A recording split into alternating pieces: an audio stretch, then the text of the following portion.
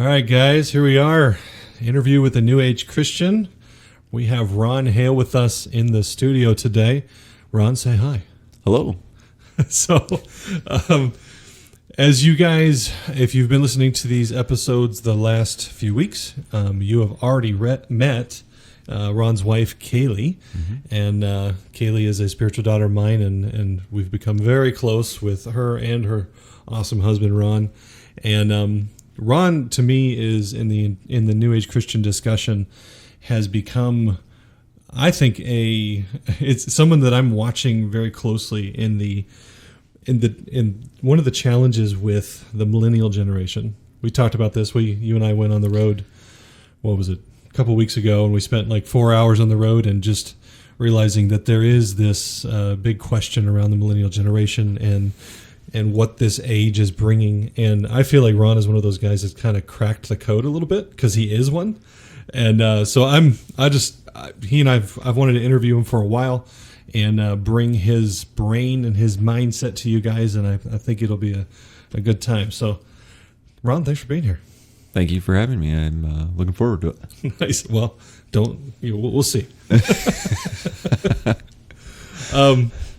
So, Ron, do you self-identify as a New Age Christian? Well, the correct answer is yes. My answer would be, in my own definition, yes, because everybody defines it a little bit differently. And so, yes, I identify as one, but I might have a different definition than other people do. Well, that is my first official question, which is, what does being a New Age Christian mean to you? Well, coming from my background of coming kind of out of the church Christian background, is having an open mind. And actually, I thought about this the other day, actually, Kaylee, and I had a conversation about it, and she said, well, how would you summarize it? And straight to the point, it would be whatever you perceive or believe, as some people would say, is exactly what's going to manifest in your life, mm-hmm. and is exactly who you are, what you are, and when you are. Okay. Can you unpack that a little bit? Yeah. So if you have a belief that you will be a millionaire, there's a couple things. You might down the road, because that's a when, right. But you also may never be, because if you just identify that you will be, you'll never actually achieve right. being a millionaire. Will is always in the future. Correct. So, that's a great example of when. Right. How would be you are. So, that would be the standpoint of how you feel energetically.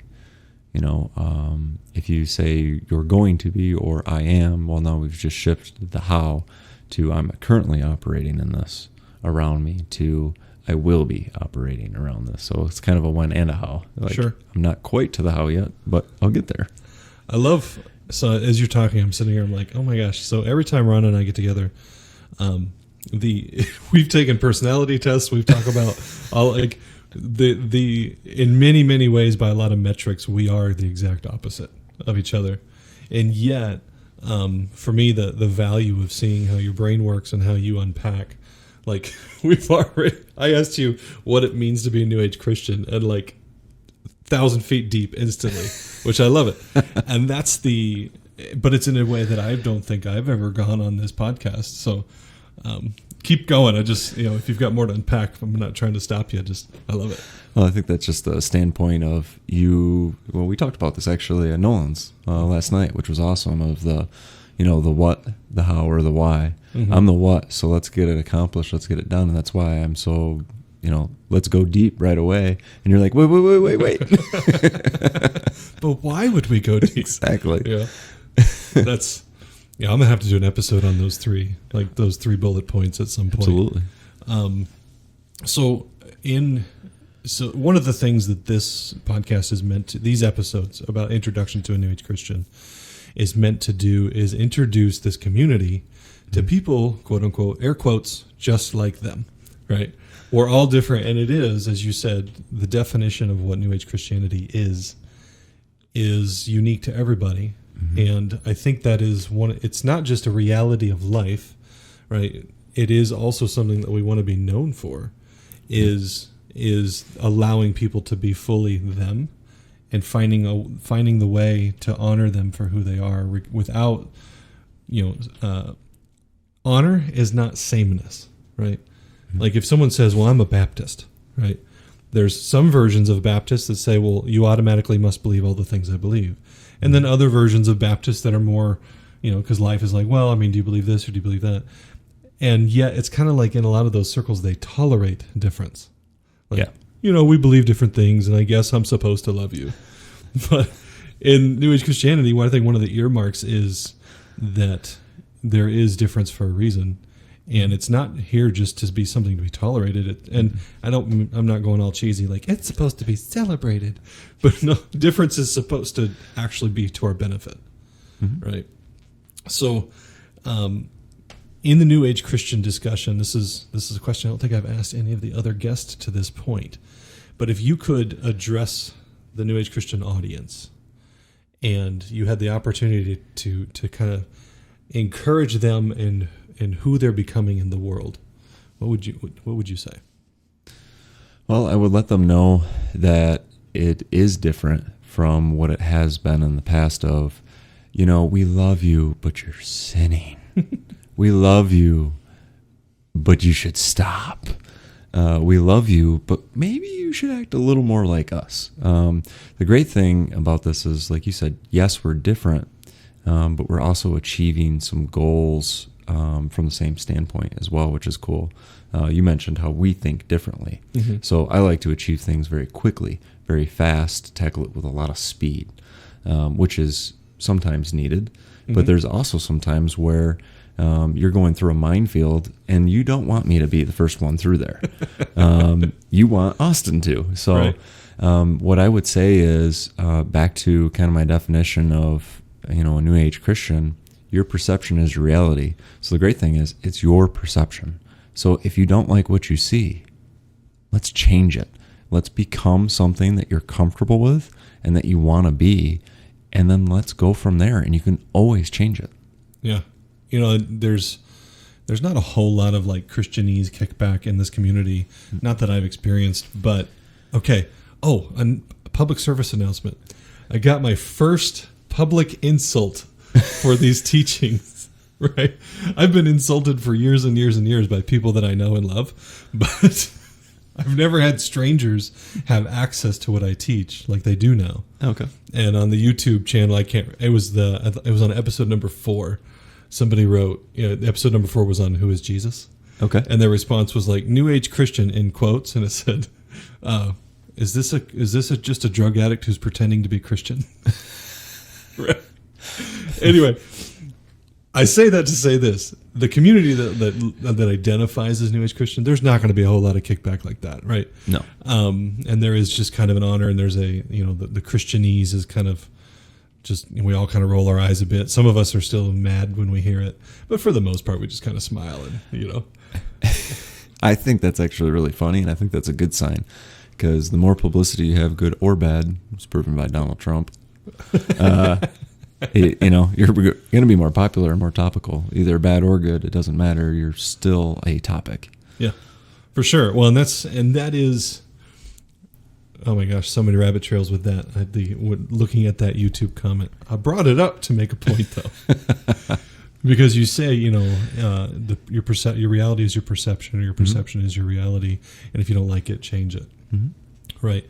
In the Christian world, or the Christianese world, there's this kickback of like, well, you're supposed to be a servant and only, you shouldn't even really, like, who do you think you are? If the Lord's will. And we have all these caveats and all these like kickbacks of really embracing our power. And so that kind of brings me to another question that I find really interesting. So, you so matter-of-factly kind of laid out what you just said. Yet, have you always kind of viewed things that way, or growing up in the Christian, you grew up in the church, yeah? Yeah, I grew up in the church. That wasn't always the perception that I had. It was you needed to look and act a certain way. Is kind of what I grew up in. I was Lutheran, so pretty strict. The only thing that I would say that people would argue they're not strict on would be alcohol. And it was okay for the pastor to have a beer or two. That was really the only freedom, air quotes, that we had. And so it was just act more like, Jesus. Act more like, name your, Bible character here, King David, right. Whatever. But don't do, those other things that they fell for, and we can learn from it. So don't do those. So was it difficult? So, I think a lot of us obviously identify with that. Was it difficult? What was the most difficult part for you, or was it difficult at all to kind of go from Christianity as you always knew it to New Age Christian? I can't, I'm trying to think back now. I don't think it was ever a problem for me because I went from being kind of a victim mentality from the church to all of a sudden, like I just said, it's your perception and it equals your reality. So if you don't like it, you get to change it. You can change it. It's very empowering to me. I know some people that would scare to know that they're actually that powerful. But to me, it was very freeing, and I accepted that right away when I heard that. And I can't remember where I heard that, if it was from The Secret or for our conversations. I'm not entirely sure, but that was one of the things that really stuck with me.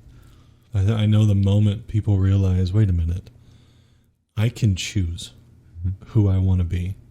It's almost like to use an analogy, if your life is a movie and you went into a movie theater and you go into a movie theater and there's only one person watching that movie and it's you. Yeah. Right. So the person watching that movie is the one who has no clue they're watching a movie, and and you can go right behind him and sit behind him and realize, oh wow, this person in front of me who is me is totally entranced by this movie and they have no clue they're watching a movie, but I'm watching myself watch a movie. That works for you. What I would do is I would be in the movie because I like to accomplish things. And so for me, it was all of a sudden, for me being a support character, I'm supposed to be more like the hero, right? I'm supposed to help them succeed their goals, which in the church world, we'd probably say it was Jesus, be more like Jesus. You got to support him. And eventually you'll be just like him, and then you might get a spin-off series for your own movie. And now realizing, wait a minute, no, Jesus is actually my support. I'm the hero of the story, or a villain if I so choose. Or a victim. Yeah, or a victim, which it's really funny when you think that you're not the star of your own movie, that you automatically become a victim. Right. So. Wow. Yeah. For me, that kind of realization, like, wait a minute, I can choose my life and I can observe my life from a different angle than just kind of mindlessly living it. But then I can realize, oh my gosh, I've made all of these choices and all of these agreements to this point, and at any point I can take that power back and start living and being on purpose. Mm-hmm. And you're right, in the church you're supposed to, there's only one answer to that. You have to be like Jesus. You're like, well, what if I want to be like Abraham? The dude had crap tons of money and lots of influence. Or what if I want to be... You can't do that. He was a liar. Oh, okay. What if I'm called to open up a candy shop? Like, Yeah, I don't know what to tell you on that. That was an accidental hip-hop reference. I'll have to regulate that later. Ba-doom-ch. Oh my gosh. So in that journey though, you have any family, how does your family feel about where you are now? Well, that's a very interesting question. My dad is behind me 100%. He always has been. He has tried to coach me when I was younger to be the person I was supposed to be. But now he has shifted really nicely into, hey, I'm your friend. I'm still your dad. If you need me, you call me. I will help you with anything, which is really cool to see from my dad, especially because we've gotten really, really close. And I think he's done parenting, at least on my side, really, really well when myself and my brother, my only other sibling, are older. When we were younger, not so much. Sure. And it's funny, my mom's the reverse. She was really good when we were younger. She was very patient, very understanding, there to help us, helping us grow in the faith, being at church, doing those the right thing. And at that, or during that age or time period, I mean, that was as close as you could get in my mind, especially for her. And then I started to take the reins of that actually for my family, which is kind of unique. And then I kind of went too far, and I think everybody kind of knows what that point is, where you say something and they look at you like, "Who, me? Wait, you still believe, right? Do you pray? Do you go to church?" Oh my gosh. So I reached that point with my mom. It's actually funny. It's happened actually a few times where I'll say something because I became that spiritual lead, and she asks these questions, so I give her answers. And she goes, "Well, wait, you still pray, right?" And it was actually, the most recent was she was talking about us getting together for celebration of my birthday. And my grandpa was just diagnosed with cancer. And my grandma actually just got done from surgery where they actually had to drain fluid off of her brain because she was in a car accident. Okay. And so we were praying, and I prayed for healing, and I kind of did it in the formal way right. that they're used to, right. Because I do want to still honor where they're at. Yeah. And then we had a conversation over the phone, and she said, "Hey, do you really mind that I put you on the spot? Like, do you like to pray?" I'm like, "Mom, your definition of praying is not mine. I like relationship, and I like conversation. I don't like law. I don't like the have to." And she's like, "Well, you still pray, right?" I'm like, "Well, it's just kind of conversation, like relationship." Right. I'm like what we're doing right now, Mom, over the phone. That's what I do." And she's like, "Yeah, but you still ask God, right?" And I'm like, "Oh, Mom, well, do I ask you for things?" And she's like, "Well, I guess." I said, "Okay, that's kind of how God and I work." And I said, "And I don't actually call him God, I call him Papa." And she went, "What?" So it is fun, and it's challenging because certain family members just aren't along for that journey, but you have to give them that space and honor where they're at. You can't completely destroy them because you're not going to do them any favors. Did you have a season in that where it was kind of like, I'm going to fix everybody? Well, kind of, because I care about people. Right. It wasn't quite as extreme as I've seen some people, but yeah, I tried to, lay giant breadcrumbs like, follow me. Especially I think of my buddy Nate, who I love to death. He's my, I call him my adopted brother, not really adopted, but we're that close, we're right, family. Right. And I tried to bring him along and say, hey, why don't you try this? Why don't you do this? Hey, let's do this. Right. And I got the pushback, and it's funny as you accept, to be respectful to their perception and say, okay, when you're ready, you come and ask me. And it's so funny because the progress he's made since he started asking, and he's gone at his pace, it's way easier. And I think yeah, funny, right? But I think that's just a realization that we are all individually gods, and we create our own reality. Yes. And so if you are able to honor that in other people, it gets way easier to understand each other, and the less times you'll offend people.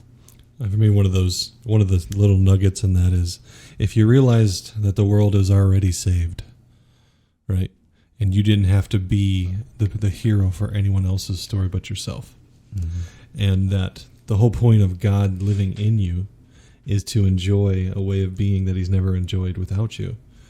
And that, it is about, I want to be, if I'm having a miserable existence, then God in me is having a miserable existence. Why the heck am I trying to fix my friend's miserable existence or my mom's miserable existence? Right?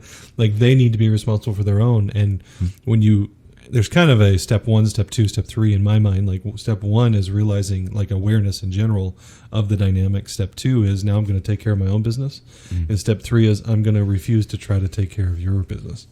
And so I know Nate, and I know some of the stories about some of that process that he's starting to ask. And you know what it is, dude? It's like you can't substitute. There's no way that you can meet him in a way that Holy Spirit can. Right? There's no way that you can hit those questions he's really asking. Because we think we know what people want to know, but they know what they really want to know. Right. Well, and not to beat our movie analogy to death. Hopefully we can pick a different one. But for me, Nate, when I became the hero, Nate became my sidekick. And right. I'm like, hey, I'm your Batman, let's go. And then realizing, Robin wants to be his own character. He's going to jump off and be Nightwing. And, the progression that happens. And you think about even like businesses or parties, you have somebody who coordinates it and invites the people. And I know people know that the more people you invite, the bigger your business is, the more characters in your movie, it gets really darn hard. I mean, you're pushing all of these things forward, and you got to know, okay, well, Susie can't sit next to Bobby during the party because they're going to fight. They got a bad divorce. Oh, right. And all these little ancillary things. And it's actually freeing again, almost a second freeing of, I'm responsible for me and they're responsible for them. Yeah. It's the ultimate form of respect. Right. Let's be honest. Most love is conditional on ifs, and man, you can unpack that for 5 episodes right there. But a lot of ways in which we think we're caring for the people we love is really just trying to control their reactions to, if I don't tell you the full truth, it's because I'm afraid you can't handle it. Right. Or I'm afraid of your reaction that it will cause whatever between us. And really what it is it's not really just respecting that you can handle yourself. Mm-hmm. And we want to control those around us to kind of manage the relationships in ways that we're comfortable with. And that so often takes the form of, well, I love you, so I'm not going to say this, or I'm not going to answer it this way. And it's a conditional that I feel like you love me if, and all that stuff. So, well, and I mean, yeah, we could dive in, but just to get there really quickly, as I like to do. So whenever you react to control somebody, it is your fear of control, whatever that fear might be. It might be loss. It might be love. It might be spite, hurt, any one of those. But anytime you try to control somebody, it's an inner fear or perception of fear, which is kind of interesting. Yeah, I did an episode, I don't know if it's aired yet, I know it's recorded, that essentially outlines fear and love. I think it actually comes out this week, this coming week. Actually came out this morning. Oh. And so the point being is a lot of it, perfect love casts out fear. Mm-hmm. And often what's the opposite of fear? Oh, courage. What's the opposite of love? Hate. No, it's and if you really, really unpack it, if you're not in love, then you have to be in fear. And those are really the two core emotions that emit every other subset, right? Mm-hmm. And so, you ever been asked in the last couple of years, like, where do you go to church, or what do you believe, or any of that? Oh yeah. What do you say? Well, I just tell them simply that I don't go to church. And I'm actually very comfortable with that answer now. And I actually wait for them, like we kind of talked about, to kind of make a reaction off that. If they ask more questions, I'll gladly answer those. But it's not something that I want to force. And it's not something that, honestly, I want to give my time to if they're not receptive or they really don't want to know. So that's up to them how they answer that question. Mm. And in going from Christian to this New Age Christian, you know, and the audience at this point should know that this entire project, right, newagechristianity.org and all that, is an attempt to kind of create an identity of sorts for people like us. When, I remember for years people asking me, "Are you a Christian? Are you?" I'd be like, "Sure." In their mind, they immediately think, "Oh, he never goes to church. He doesn't really care about God, and he's like all these other Christians that don't actually," and they have no clue. I freaking, whether it's the Bible or prayer or miracles or anything, I operate on those things and in those things and with those things more than most. And yet I've not had anything just kind of simple to hand them and say, yes, this is who I am, is what I believe. Because in the end, most people just want that kind of cookie cutter, answer. Sure. And in your journey from one cookie cutter to the next, if you will, is there anything that you found like really difficult to reframe, or anything that from your Christian days or upbringing that was really difficult to let go of? Yeah, I think that the real hard part for me to let go of was, because I do like to accomplish things, so it was that I don't have to if I don't want to.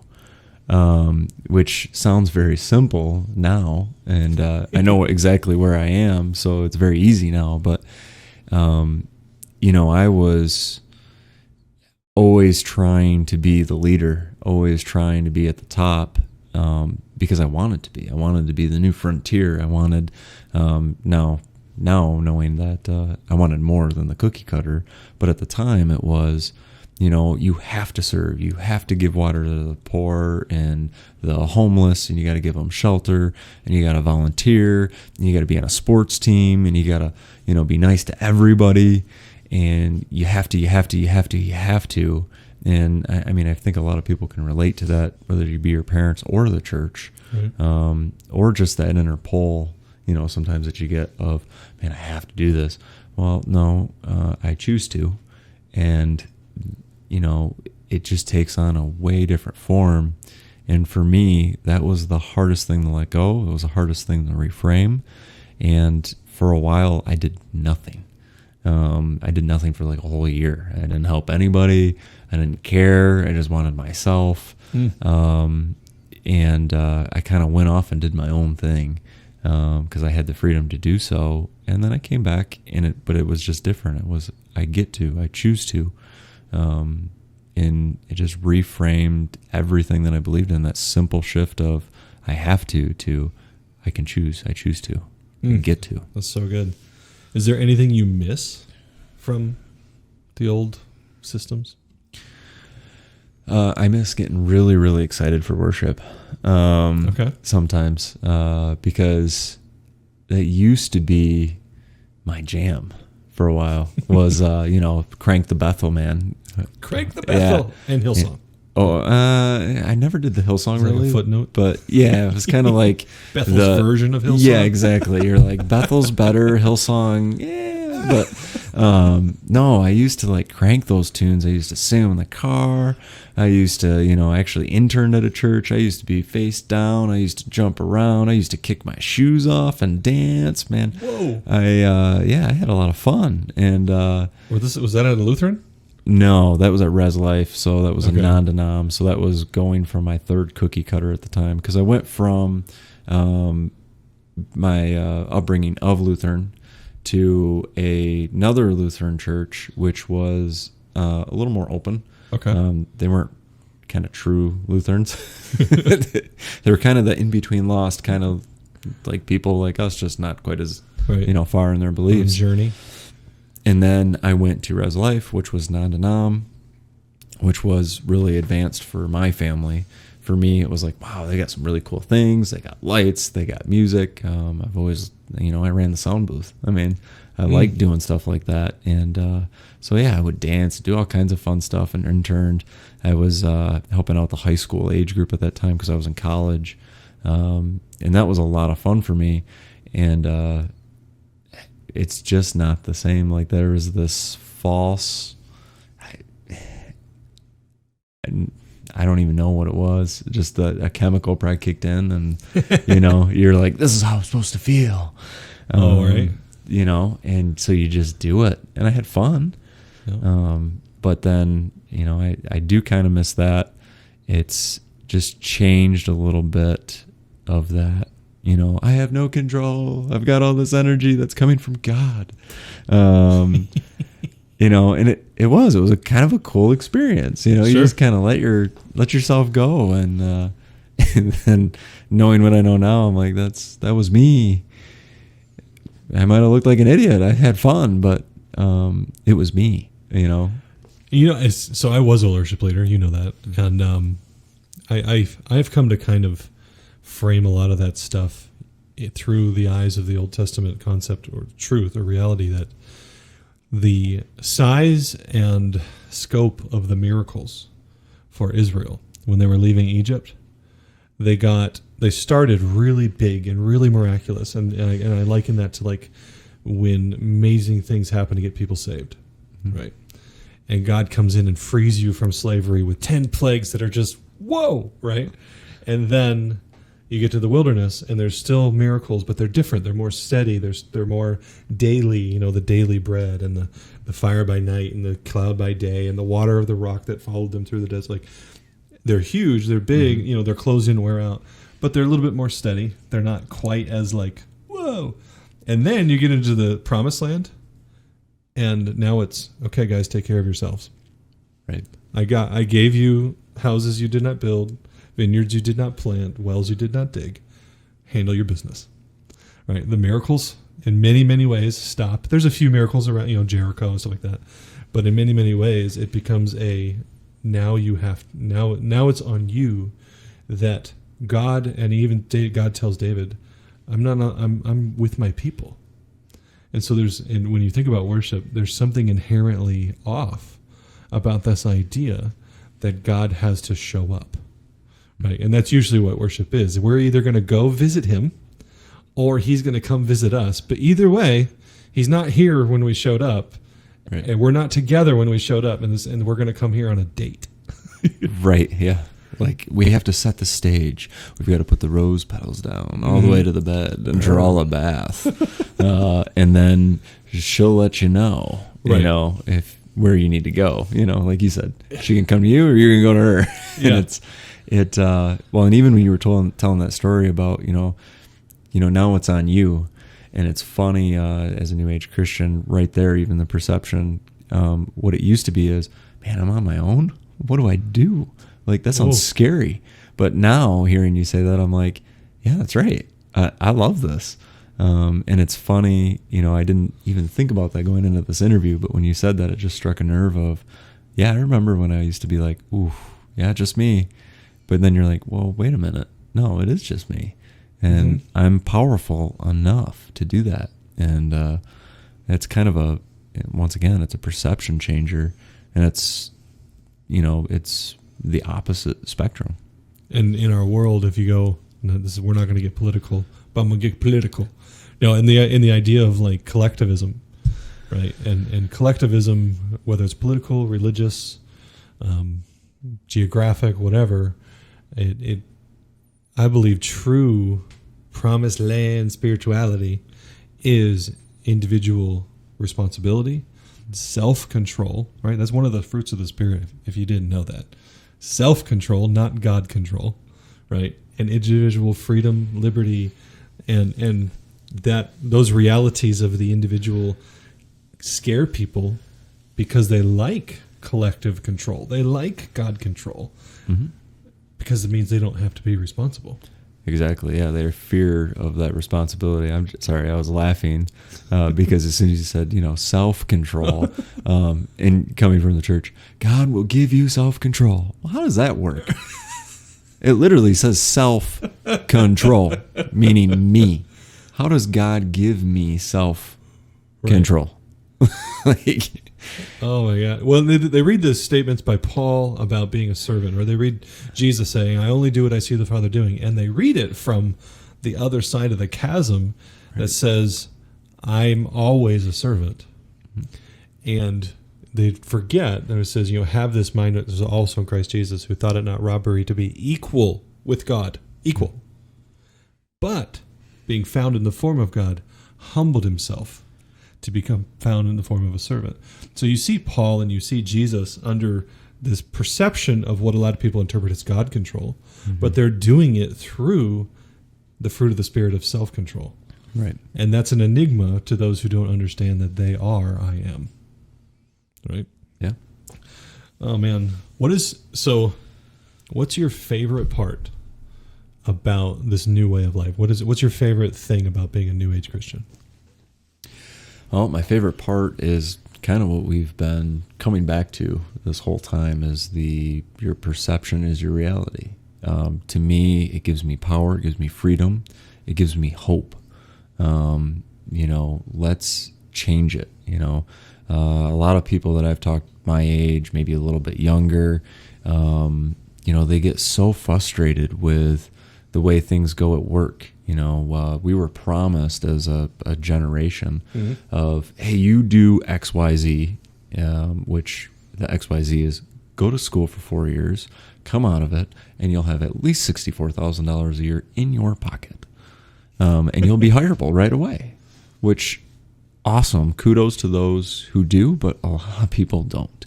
And everything from the internet to, I want to know who, has the most home runs. Obviously, depending on who you talk to, it would be Barry Bonds or, Hank Aaron, if you believe in the whole steroid thing. But you can find that at an instant. Right. You could even go back to who won the first Daytona 500. And I can find that out now. Mm-hmm. And we were promised the now. And sometimes it just doesn't happen that way. And so a lot of my friends, like I said, or a lot of people my age or younger, they get so frustrated and they just give up. And they go away and I'm like, whoa, wait a minute. No, your perception is your reality. Let's change it. Right. Let's do something about it. And they get so frustrated. They're like, no, this is what it's supposed to be. I said, if you really, really, truly believe that, then that's exactly what's going to manifest. So let's get to it. Let's put a speed track on this thing and let's go. Otherwise, once again, you're back to that conversation we had earlier where you said you believe you're a millionaire, only theirs is, I believe that if I go to school and get the right job and the right people hire me in the right position, I will make whatever they were promised. Right. But they don't have it. And they don't know how to work towards it and achieve that. So your favorite part about this whole way of thinking is largely, it sounds like, not to boil it down, but the elements around the creative process in the individual and the law of attraction, stuff like that. Would you say that's a... Yeah, it's if I boiled it down, that would be part of it, but I would go a little deeper and just say changing your perspective and reality, just straight to that point. It's good. That's why I love, so I use a lot of words to say very few things, I think, sometimes. Ron uses fewer words to say a lot of things. So, but I know I'm glad to have people of your personality and your thought process in my life, because it challenges me to simplify these amazingly, potentially complex, deep things. And I know for my part, a lot of the clarity that I have on any of these ideas is because I have a relationship with you and with Kaylee and with, Christopher Teasdale and Kat and my wife and all these other people that are in this community. And yet we're all, oh my gosh, it's been interesting to me, the dynamic of the more and more we learn about the identity of humanity, is the more and more we learn about our identity as individuals. Right. If you, and you don't have to go here, I'm just curious as to some of the conversations we've had about some of the things, the dreams you have, as far as introducing yourself to the New Age Christian community, like, hi, my name is Ron. I'm a Virgo. I'm a whatever. I don't know if you. What would you, as you present yourself to this community, what would you like them to know about who you are? I would just say that obviously I'm Ron, for one, which sounds weird, but it actually means quite a bit to actually say I am Ron, because I wasn't in love with that name for a while, but I am Ron now, and I love that part, which is cool. Side note. But anyways, the one thing that I want people to know is kind of what we talked about of the perception. I love, and I genuinely love, to help people find those, to change those, to help them achieve their goals. My heart is simply, I love to be the leader, but I really just want everybody to succeed, which I know that people will say that, but I genuinely mean that. That's been my whole career, actually, has been trying to set people up to succeed. I feel like I've accomplished that. I hope that I accomplish that every single day. And that's kind of my biggest gear right now that's turning is, I want to help people succeed. And I also want them to redefine what they think is impossible. I would say I have no clue. We've talked a lot, and I don't know if I'm painting a picture that, doesn't resonate or not. But if I could tell the audience, like, in my mind, I think I mentioned it in the intro, like, you've cracked the code of millennial drive and responsibility, and it is a massive, quote unquote, problem in the modern business culture that, you can just Google millennials and, millennials in business, and you're going to get all sorts of blogs on how the crap, we don't get it. They want this. They're a bunch of spoiled, blah, blah, blah, blah. And Ron, you are one, but you're none of that, right? And yet some of the core values that millennials bring of, you still hold, but you've found a way to do it well and respect the quote unquote older ways and everything like that. And so I'm just going to tell the audience, like, look, if you are a business owner or you're a manager of any sort, or if you're a millennial and you wish you could kind of rethink, your place in the workplace, seriously, hit up the Facebook group. Yeah. Ron is a very active and present member of this community, and I'm telling you, the wisdom he has for, like I said, if you're a manager and you're in the older generations and you don't get millennials, talk to Ron. He can help you. And if you are a millennial and you don't get the older generation, talk to Ron. He can help you. That to me is, and you see, and we obviously, even this conversation is a lot around spiritual things, but I know you have a high value for the natural world, and it's great to have nice philosophies and deep theological discussions, but if it doesn't make its way into life, I don't know if you have anything to add to that. Yeah, it's funny because once again we're polar opposites. So, right. In this whole conversation, actually, we've done a pretty good job of not mentioning business. So I pride myself on that for this interview. Maybe not for the next ones, but just where was I going with this? Squirrel. Perfect. Perfect, yeah. The people love squirrels. They do. I hope so.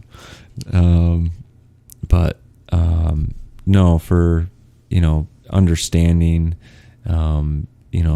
different ages and things in the physical realm, you're very in touch with the spiritual, which I'm trying to get myself. No, I'm not trying. I am.